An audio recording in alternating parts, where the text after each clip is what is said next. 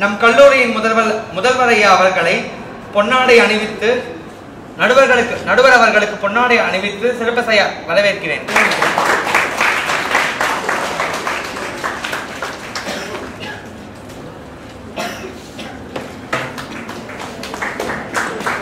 இப்போது நடுவர் ஐயா அவர்களை பட்டிமன்றத்தை தொடங்கி வைக்குமா அன்புடன் கேட்டுக்கொள்கிறேன்.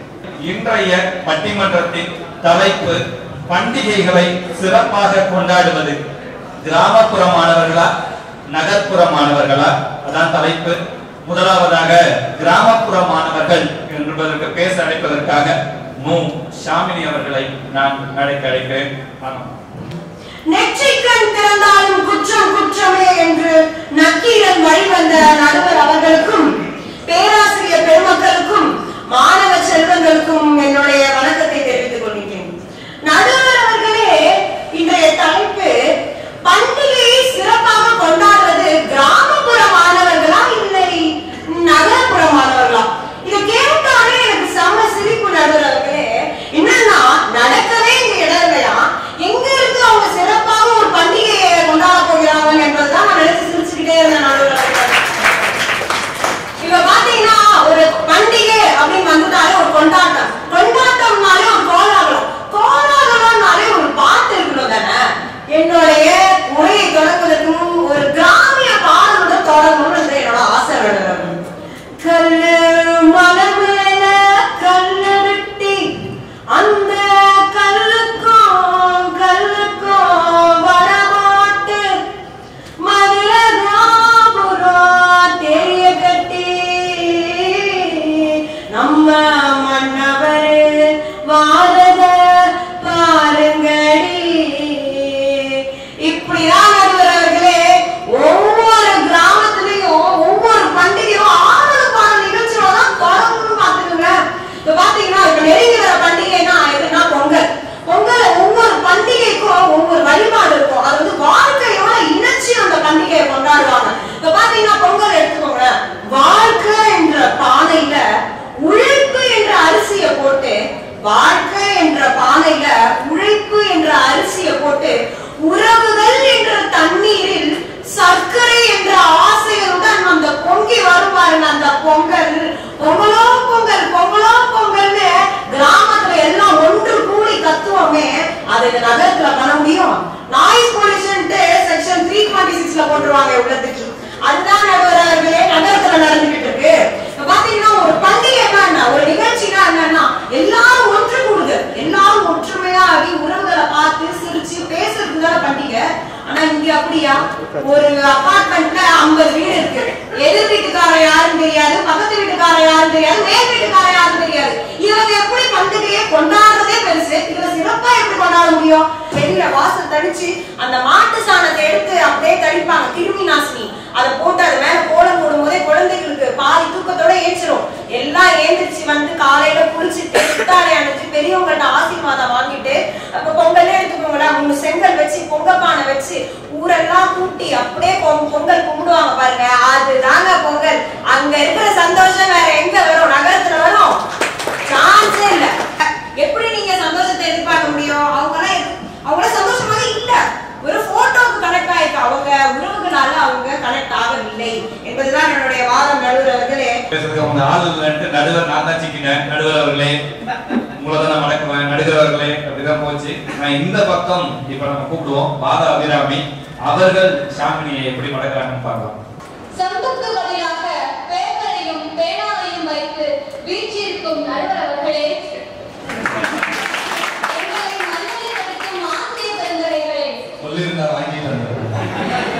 காலை மாலை என பாராது அயராது கவனிக்கும் மாணவ உடன்பிறப்புகளே, உங்கள் அனைவருக்கும் என் பணிவான வணக்கங்கள். பண்டிகைனாவே ஒரு கொண்டாட்டம் தான். அப்படிப்பட்ட கொண்டாட்டத்தையே சிறப்பா கொண்டாடுறது எங்க நகர்ப்புற மாணவர்கள் தாங்க. நடுவர் அவர்களே, எடுத்துக்காட்டா இந்த புத்தாண்டு கொண்டாட்டத்தை எடுத்துக்கோங்களேன். புத்தாண்டு வந்துருச்சுன்னு வச்சுக்கோங்க,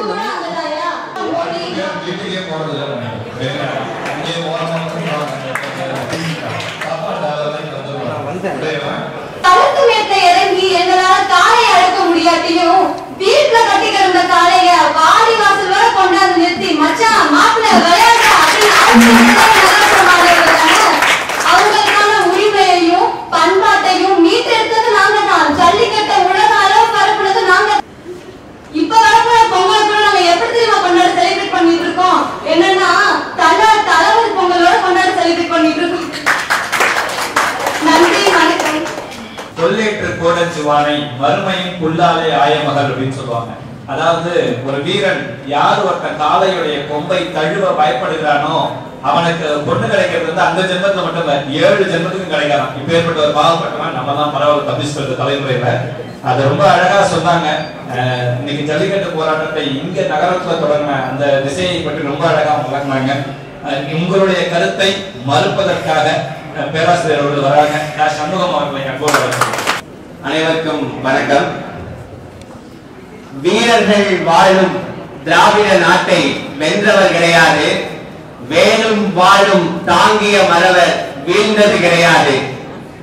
கர்ணன் கவச குண்டலத்தோடு பிறந்தான் என்பது காவிய செய்தி, தமிழன் கலையோடு பிறந்தான் என்பதுதான் வரலாற்று உண்மை.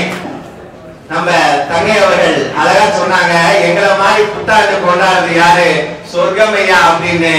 அந்த புத்தாண்ட கிராமத்துல பல வண்ணமயமாக வண்ண கோலமிட்டு அதெல்லாம் அவங்க பார்த்திருந்தாங்கன்னே தெரியும் அவங்களுக்கு அது சொர்க்கமா நரகமாகிறது.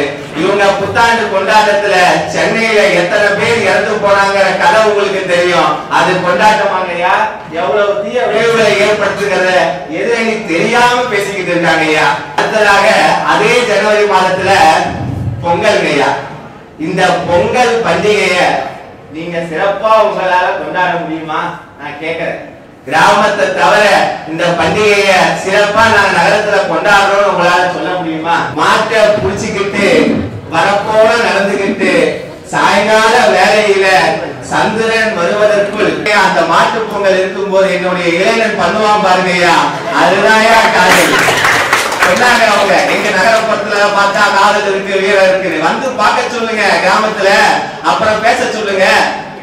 அடுத்ததாக பார்த்து ரொம்ப கெட்டு போயிருக்காரு.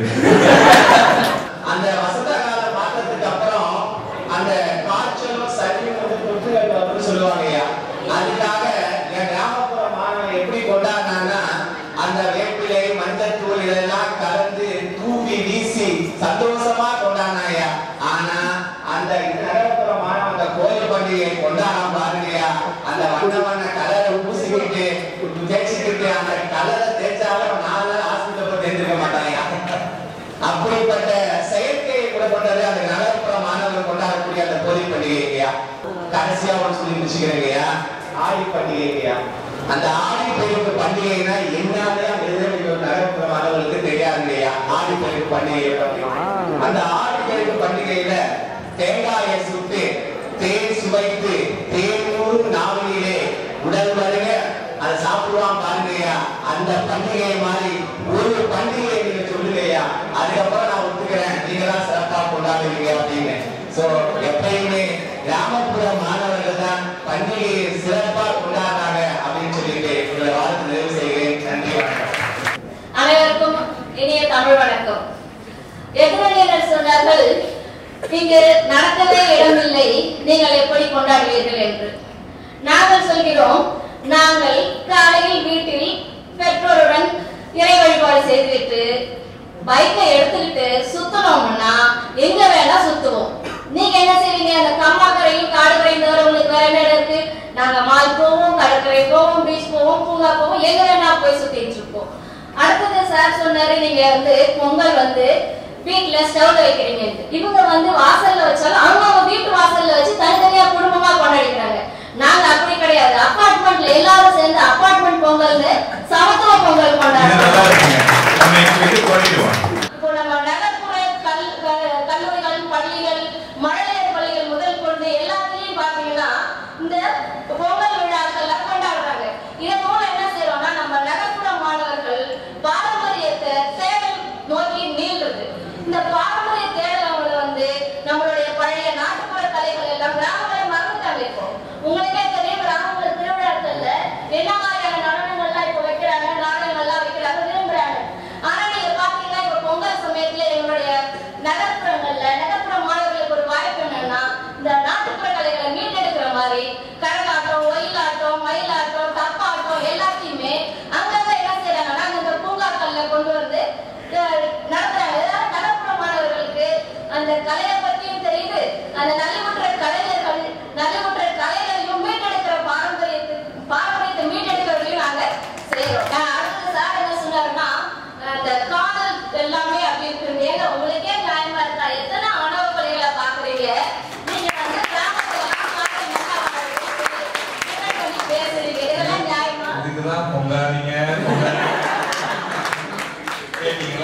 நீங்க பொங்குங்க. அடுத்தது கடைசியா பாத்தீங்கன்னா எங்க மாணவர்கள் வெறுமனே அவங்க அவர் கொண்டாட்டத்தோட முடிச்சுக்கிறது கிடையாது. என்ன பண்றாங்க, ஆதரவற்ற முதியோர்கள், ஆதரவற்ற குழந்தைகள் இல்லம் அங்கெல்லாம் போய் புத்தாண்டோ அவங்களோட பிறந்த நாளோ அவங்களுக்கெல்லாம் போய் புத்தாடையும் உணவும் கொடுத்து அவங்கள சந்தோஷப்படுத்தி தாங்களும் சந்தோஷப்பட்டு கொண்டாடுறாங்க. அதனால நடுவர்களே, நான் கடைசியா சொல்றது என்னன்னா, எந்த பண்டிகை கொண்டாட்டமா இருந்தாலும் எங்க நகர்ப்புற மாணவர்கள் கொண்டாடுறதுதான் சிறப்பான கொண்டாட்டம். நன்றி. ரொம்ப ரொம்ப அழகா சொன்னாங்க. உண்மையாலுமே நாட்டுப்புற கலைகளை மீட்டெடுத்த நிறைய சமத்துவ பொங்கல் சார்ந்த விஷயங்கள், ஆணவ கொலைகள், கிட்டத்தட்ட அற்புதமான பல விஷயங்கள் அவங்க உரை முன்வச்சிருக்கிறாங்க. பொறுப்பு இந்த பக்கம் தான் நான் கொடுக்குறேன். ரமேஷ் அரவிந்த் அவர்கள் எப்படி மறுத்து பேச போறார்? நடுவர் அவர்களே,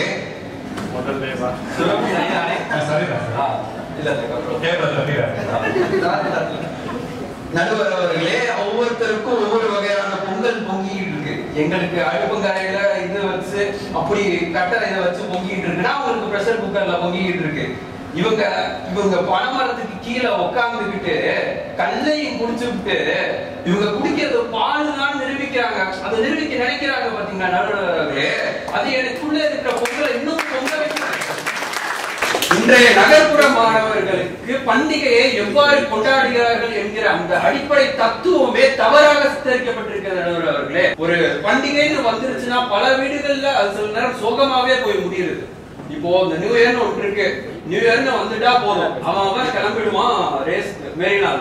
அந்த இடம் உங்களுக்கு எந்த அளவுக்கு சந்தோஷத்தையும் தருதோ அதே அளவுக்கு பல குடும்பங்கள் அழுகையும் தருதுங்கிறத நீங்க கண்டிப்பா புரிஞ்சுக்கணும். எங்க பக்கத்துல தூரமா சாலை போட்டா பைக் ஓட்டிட்டே தத்துவம் சொல்லிடுறேன். மார்னிங் ஷோ இந்த சேனல்ல இந்த படத்தை பார்க்கணும், அடுத்து அந்த சேனல்ல அடுத்து மேட்னி ஷோ இந்த சேனல்ல இந்த படத்தை பார்க்கணும், நைட் இந்த சேனல் இந்த படத்தை பார்க்கணும். நிரந்தர இடைவெளியில 700 முறை மாத்திக்கிட்டே இருப்பான். அதுலதான் அப்பாக்கு சோறு அது கூட வர மாட்டேங்குது. ஸ்விக்கின்னு ஜொமேட்டோலயும் ஊபர்லயும் வந்துட்டு இருக்கு. ஆசிரியர்களே, நாங்க மொத்த ஊரையே கூட்டி வச்சு வரிசையா பொங்க வைக்கிறோமே, அது உங்களுக்கு எல்லாம் தெரிகிறது இல்ல நான் நினைக்கிறேன். உங்களுக்கு நீங்க சொல்றீங்க நாங்க விக்கிபீடியா பார்த்து இதை தெரிஞ்சுக்கிறோம் அதை தெரிஞ்சுக்கிறோம். அந்த விக்கிபீடியாவுக்கும் சொல்லி கொடுக்கறதே நாங்க தான். நாங்க என்ட்ரு பண்ணாதான் அந்த விக்கிபீடியாவுக்கு ஒன்று மட்டும் சொல்லிக் கொண்டு நான் போக விரும்புகிறேன். நடுவர் அவர்களே, என்னதான் நகர்ப்புற மாணவர்கள் கிராமப்புற மாணவர்கள் நம்ம சண்டையிட்டுக் கொண்டாலும் நகர்ப்புற மாணவர்களால் முடிந்தாலும் கூட அவர்களின் இயலாமை அவங்களோட அந்த சுற்றுப்புறம் அமைத்து தருகின்றது. இந்த மாதிரி பல அழுகைகளை கொண்டுதான் இவர்கள் பண்டிகைகளை நடத்த வேண்டுமா, இவர்கள் கொண்டாட்டத்தை நடத்த வேண்டுமா, எந்த பெற்றவங்களும் இவங்க சொல்றதை ஆமோதிப்பதோ, இவங்க கருத்தை என்டாஸ் பண்றதோ, இவங்க செய்யற செயல்களை நான் சரின்னு சொல்றதோ இல்ல. ஒரு சகிப்புத்தன்மையோடு தான் இவர்கள் பெற்றோர்கள் இருக்கிறார்களே தவிர இந்த சரி அப்படின்னு சொல்ற அளவுக்கு இவங்க பெற்றோர்கள் இல்ல. அதுக்கு நாங்க எவ்வளவு மேல. அதனாலே இவர்களால் முடிந்தாலும் கூட இவர்கள் சுற்றுப்புறம் இவர்களை அடக்கி பிடிக்கின்றது. நீங்க பேசாம எங்க ஊருக்கு வாங்க, நாங்க உங்களுக்கு கொண்டாட்டம்னா என்னன்னு காட்டுறோம், நீங்க நல்லா இருங்க, நாங்க வேணாம்னு சொல்லல. நன்றி. நகர்ப்புறம் பண்டிகைகள் எப்படி கொண்டாடணும்னு நாங்க சொல்லி கொடுக்குறோம். நீங்க வாங்க எங்க ஊருக்கு அப்படின்னு சொல்லி கைப்பிடிச்சு கூப்பிட்டு போறதுக்கு அவர் தயாரா இருக்கு. ஆனா சங்கர் பாபு சொல்றாரு, இப்ப நான் பேசுற நீ எல்லாம் கிளம்பி வர போற அப்படின்னு சொல்றாரு. சங்கர் பாபு எந்திரிச்சு போறத பார்த்தாலே பயப்படாது. யாரும் மாமா பண்ணாங்க பண்ணாங்க. அனைவருக்கும் வணக்கம். வணக்கமே பெருசா இருக்கு. உங்கள் அனைவரும் எஸ்ஆர்எம் நகரில் நடத்தும் பொங்கல் விழாவிற்கு உங்களை அன்புடன் வரவேற்கிறேன். நகரில் கொண்டாடப்படும் பொங்கல் விழா இது. நகரத்தில் கொண்டாடப்படும் பொங்கல் விழா இது. நகரத்தின் நடுவர் இவர், அதையும் விட்டுட்டீங்க. உங்களுக்கு இந்த தனியாக வைத்திருக்கு நடுவர் பேசினாங்க, அருமையா பேசினாங்க. என் நூலுக்கு போற வண்டியில போற கீழே விழுந்து அடிபட்டு ஏதாவது ஆயிடுச்சுன்னா அப்படியே போனது போக வேண்டியது அப்படின்னாங்க. துணைக்கு இவங்க வேற போறாங்க, துணைக்கு இவங்க வேற போற அப்படின்னு சொன்னாங்க. அப்ப ஜல்லிக்கட்டுல இந்த மாதிரி அடிபட்டு யாரும் இத்தனை பேர் பழைய பேப்பர்ல நீங்க படிச்சிருக்கீங்களா, படிக்கலையா? அதற்காக நான் ஜல்லிக்கட்டை குறை சொல்ல வரல. உங்கள் பண்பாட்டில் ஒரு குறை இருந்தால் அதை போல் எங்கள் பண்பாட்டில் ஒரு ஏதேனும் குறை இருக்கிறது. ஆனால் நாங்கள் வண்டியில் செல்லும் போது வேதாபுரமாகத்தான் நிகழ்கிறது. நீங்கள் தெரிந்தே மாட்டின் கொம்பில் சிக்கிக் கொள்கின்றனர். அதற்கு நான் என்ன போய் சொல்ல போகிறீர்கள்? இது மட்டுமல்ல, அந்த அக்கா நல்ல பாட்டுலாம் பாடினாங்க. அந்த பாட்டுல கவனிச்ச வரிகள்னா சினிமா பாட்டா பாடினாங்க. மலைக்கோட்டை, திண்டுக்கல் மலைக்கோட்டை, மதுரையில இருக்க மலை கோபுரம், இதெல்லாம் அவங்களுக்கு கிராமம்னு நினைக்கிறேன். எனக்கு தெரிஞ்ச வரைக்கும் அவங்க நினைக்கிறேன். இவ்வளவு தெரிஞ்சு அவங்க பேசுறாங்களே, ஆனா திண்டுக்கல்ல இருக்க மலைக்கோட்டையும் மதுரையில இருக்க கோபுரமும் நகரத்தில் தான் இருக்கிறது என்பதை அவர்கள் மறந்து விட்டார்கள். ஆனாலும் சொல்றாங்களே, பண்டிகை நீங்க அடுப்புல வைக்கிறீங்க, நான் விறகுல வைக்கிறேன், நீ அந்த குக்கர்ல வைக்கிற, நான் வந்து பானையில வைக்கிறேன். எதை வைத்தாலும் நோக்கம் ஒன்றுதானே. ஒரு விதவை பெண்ணால் ஒரு பண்டிகை கொண்டாட முடியவில்லை. ஆனால் நகரத்தில் அப்படியா? 12 மணிக்கு அனைவரும் ஒரே குரலில் ஹாப்பி நியூ இயர் என்று சொல்கின்றனர். அதை போல் ஒற்றுமையான சமுதாயம் பண்டிகையினால் நகரத்தில் தானே வெளிப்படுகின்றன. கரும்பு உரிக்கிறத சொன்னார், மறந்துட்டேன், எடுத்துக்கொண்டேன். அவர்தான் முதல்ல கரும்பு உரிக்கிறார். கரும்பு உரிப்பது அவர் சொன்னார்கள். கரும்பு உரிப்பது யாராலும் முடியாது, நகரத்தில் கொள்ள முடியாது, அவர்களுக்கு பள்ளியில் தெம்பு இல்லை, பள்ளியில் சத்து இல்லையா, பள்ளியில் சத்து இல்லை அப்படி என்று சொன்னார்கள். கிராமத்தில் கரும்பு இல்லை, என்ன செய்வது? கிராம விவசாயிகள் கரும்பு இல்லாமல் தவித்துக் கொண்டிருக்கிறார்கள், கண்ணீர் விடுகிறார்கள். ஆனால் கரும்பை வந்து கடிக்கிறார்கள். அப்படி இவர்களுக்கு மனசாட்சி இல்லை.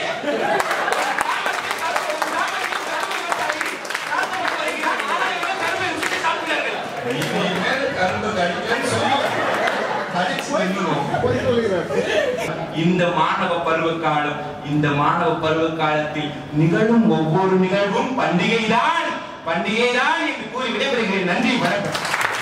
ரெண்டு பக்கமுமே ரொம்ப அற்புதமா பேசி அமர்ந்திருக்கிறாங்க. கிராமப்புற மாணவர்கள் அவங்களுக்கு நிறைய செய்திகள் உண்டு அவங்களுக்கு. ஏன்னா இன்றைக்கு அந்த கருத்துக்கு நம்ம எந்த பண்டிகையும் நம்ம நகரத்துல கொண்டாட முடியாது. அது அத்தனைக்கான செய்திகளையும் சாப்பாடு தொடங்கி கரும்பு வரைக்கும் முடிச்சு வச்சாங்க. ரொம்ப நல்லா அழகா பேசினாங்க. உண்மையான இந்த பாடல்களை, நாட்டுப்புற பாடல்களை பாடுறப்ப நமக்கு திரும்பி நம்முடைய பழைய நினைவுகளுக்கு கொண்டு போய் நம்மளை விட்டுருந்தாங்க. வந்து நான் வந்த உடனே இந்த 3 பேர் தான் கொஞ்சம் பரிதாபமா பார்த்துட்டு இருந்தாங்க. என்ன ஏன் சொல்ல போறாங்க, இதுல ஏதாவது பாட்டு பாடுவார், அவங்க வேற பாட்டு பாட முடியாது, இவர் பாட முடியாது, வேற என்ன சொல்ல போறாங்கன்னு நினைச்சேன். நான் ஒவ்வொருத்தரும் அவர்களுக்கான சரியான ஒரு மதிப்பீடுகளை திரும்ப கொடுத்தாங்க. இந்த கவுண்டர் பாயிண்டா ரொம்ப சரியா முன் வச்சாங்க, மாற்று கருத்தை முன் வச்சாங்க. அதுவும் தம்பி சங்கர் கொதிச்சு எழுந்து அடிச்சு அடியில இங்க நாங்கெல்லாம் விழுந்து போய் கிடக்குறாங்க. 3 பேரும் வந்து அப்படியான ஒரு அற்புதமான அந்த செய்திகளை அவங்க சொல்லியிருக்காங்க. உண்மையுமே எங்க வீடுகள்ல, கிராமங்கள்ல உங்களுக்கு எல்லாம் தெரியும், நிறைய பேர் கிராமத்தை சேர்ந்தவா இருப்பாங்க. வீடுகள்ல இருந்து வீட்டுல எங்க அம்மா பலகாரம் செஞ்சு வச்சுட்டு பண்டிகை அன்னைக்கு சொல்லுவாங்க, அப்படி இந்த 7வது தெருவுல அதை எடுத்து போய் கொடுத்துட்டு வந்துரு, அப்புறம் தம்பி இந்த பக்கம் அந்த 10வது தெரு இருக்குல்ல, இங்க எடுத்து போய் கொடுத்துரு, இந்த 15வது தெருவுல கொடுத்துரு, இப்படிதான் சொல்லிட்டே இருப்பாங்க. எங்க அம்மா நான் இப்படிதான் முறைச்சு பார்ப்பேன், உனக்கு என்ன பிரச்சனை, பலகாரத்தை நான் சாப்பிட்றத ஊர் சாப்பிட்றது அதிகமா இருக்குன்னு. ஆனா இப்ப இங்க நகரத்துல எதிர்த்த வீட்டுக்காரங்க நல்லா பலகாரம் கொடுக்கணும். ஏன்னா உள்ள ட்ரெயின்ல ஒரு பிஸ்கெட் எடுத்து நம்ம குழந்தைகளுக்கு நம்மளுடைய பாரம்பரியம் பிஸ்கெட் சாப்பிடுறது, எதிர்த்து இருக்கிற பார்க்க வச்சு நிச்சயமா நம்ம சாப்பிட முடியாது. ஒரு சின்ன புள்ள இருக்கும் செல்லம், நம்ம ஒரு பிஸ்கெட்டு அவங்க அம்மா முறைச்சு பார்ப்பாங்க, நீ எப்ப கடத்த போற உள்ளே.